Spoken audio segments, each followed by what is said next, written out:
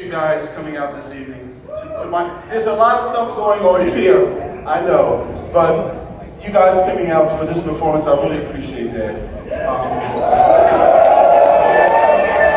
As I said before, this is my first time here. It's really a pleasure. Please put your hands together once again for Mr. Braxton Bateman from Charlotte, North Carolina.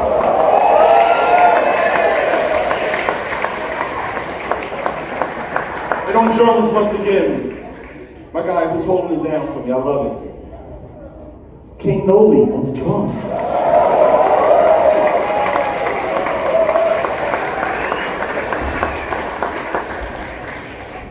And my fellow Philadelphian who's making quite a name for himself now. And he's doing a lot of stuff, and we're so proud of him all around the world. And he's of that next generation that's doing all the good stuff that we love. And we love it, right? We love it, right? And all these guys bring such great energy, new energy to this group. But I'd like you to especially put your hands together for Immanuel Wilkins on saxophone.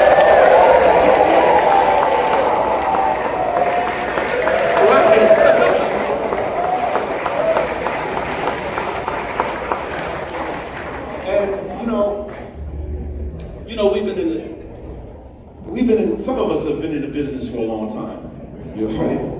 And so, my first record came out in 1985. It was entitled Showstopper. And it was on Gramavision Records, and it was an interesting record company because I had just got finished. First of all, I was playing with Ornette Coleman's Primetime Band. And right after that band, I started making my own records and producing my own records. And there was a label in New York City called Gramavision Records, who was very sympathetic to the creative music. They were risk takers. They allowed me to do everything that I wanted to do. My first record, it was so crazy because they didn't really know where to place it in the record bins at the record stores. It was like, well, is it jazz? Is it rock? Is it funk? Is it classical? Because I don't know if you remember this movie that came out in the 80s called Diva. It was a French film, right? And it was a black opera singer named Wilhelmina Wiggins Fernandez. And I remember being in Europe and seeing that film, and I was like, man, I want to write a piece for this orchestra piece for this singer. And so, as God would have it, I woke up one night after a dream, and I had a dream of this beautiful music, orchestral stuff, and I was like, man, I gotta write something to that. And so I was thinking about, who I was going to get to do the vocals on the record, right? And so I thought about her, Wilhelmina. I said, she probably lives in Rome, Italy, somewhere, or France, or whatever. Come to find out that she was from my town, Philadelphia. I was like, yeah, right? So I contacted management, blah, blah, blah, blah, blah. And so we was able to do that record. So the record, my first record was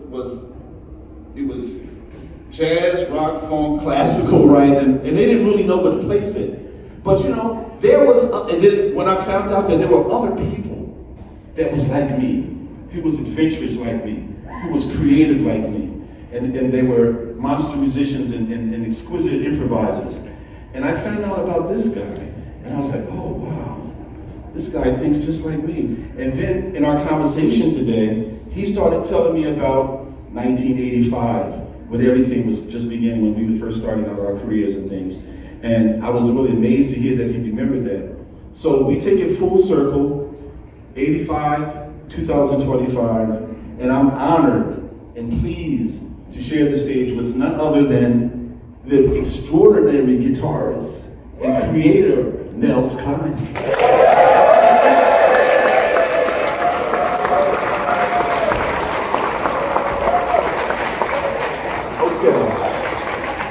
So in thinking of Philadelphia to Knoxville and everything in between, yesterday we lost a very important person in our Philadelphia scene, a woman named Helen Haynes. And Helen Haynes was very instrumental in helping all the Philadelphia musicians. She was really cool.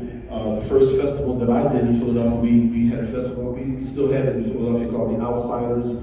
Improvising Creative Music Festival. She was very instrumental in helping us.